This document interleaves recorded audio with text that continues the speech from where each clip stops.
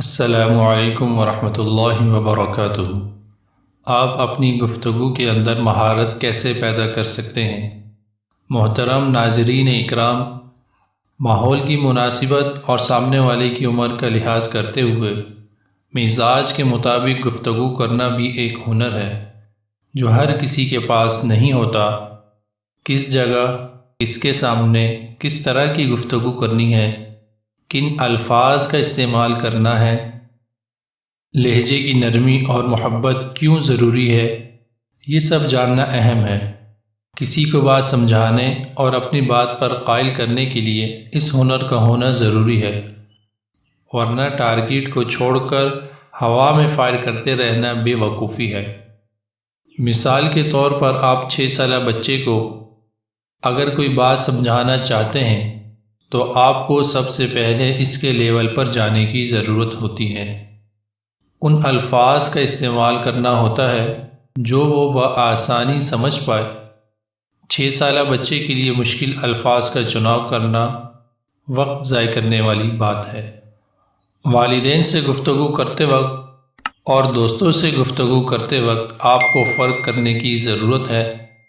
والدین سے بھی آپ دوستانہ گفتگو کر سکتے ہیں، لیکن مناسب الفاظ کا استعمال کرتے ہوئے۔ اس کے علاوہ آپ کو سامنے والے کے مزاج کا خیال رکھنا پڑتا ہے۔ جو شخص 5 منٹ سے زیادہ گفتگو سننے کی صلاحیت نہیں رکھتا، اسے 1 گھنٹہ سننے پر مجبور کرنا بھی کم عقلی کی دلیل ہے۔ اور ظاہری بات ہے کہ آپ کو 5 منٹ میں ہی اپنی بات مکمل کرنی چاہیے تاکہ آپ کا مقصد ادھورا نہ رہ جائے۔ جب آپ سامنے والے سے آئی کانٹیکٹ کرتے ہیں تو اس بات کا علم ہو جاتا ہے کہ سامنے والا مزید سننے کی صلاحیت رکھتا ہے یا اس کی بس ہو گئی ہے کہ وہ اور مزید سننا نہیں چاہتا۔ اس کے بعد ہی فیصلہ کیا جائے گا کہ گفتگو جاری رکھنے کی ضرورت ہے یا اب آخری جملوں کا وقت ہوا چاہتا ہے۔ یہ تبھی ممکن ہے جب آپ چہرے کے تاثرات پڑھنا اور سمجھنا شروع کریں گے۔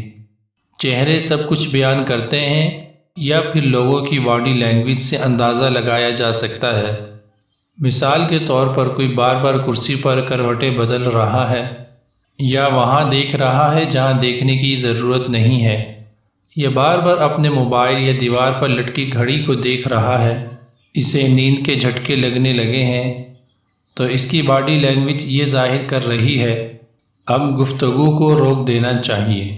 یا پھر آپ میں اتنی صلاحیت ہونی چاہیے کہ آپ لوگوں کی نفسیات، دلچسپی، مزاج اور ضرورت کے مطابق گفتگو کریں۔ سنجیدہ گفتگو کرتے وقت سننے والے کی شخصیت کا علم ہونا چاہیے۔ وہ لوگ جو مسلسل سنجیدہ گفتگو سننے یا ہضم کرنے کی صلاحیت رکھتے ہیں، ان کی تعداد بہت کم ہے۔ سنجیدہ گفتگو کرتے وقت بھی وقفے وقفے سے کوئی ایسی بات کرنا لازم ہے جو ماحول کو تازگی بخشے اور سننے والے کو انرجی مہیا کرے، مگر وہ ایسی بات بھی نہ ہو جو موضوع کے برعکس ہو، بلکہ اسی موضوع کے مطابق کوئی مزاحیہ واقعہ یا مثال پیش کی جائے تو زیادہ بہتر ہے۔ یہ مہارت آپ کمیونیکیشن اسکل سیکھ کر بھی حاصل کر سکتے ہیں، لیکن یاد رہے کہ الفاظ کا چناؤ لوگوں کی نفسیاتی مزاج، شخصیت اور ضرورت کا بخوبی اندازہ آپ کو تبھی ہوگا جب آپ اس کی بار بار پریکٹس کریں گے۔